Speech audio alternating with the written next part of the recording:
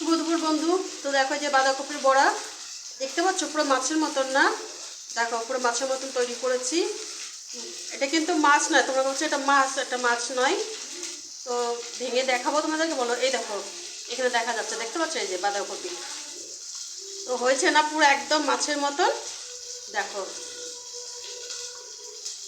তো সবেই দুটো করেছি। তো বড় বড় করে করছি, দুটো দুটো করে করছি।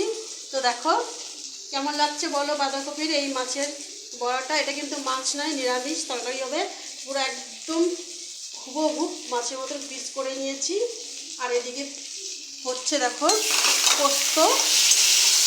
তো আজকে পোস্তর তরকারি হবে, আজকে শনিবার। আর ডাল আছে, আর এই বাঁধাকপির বড়া দিয়ে মাছের ঝাল করব।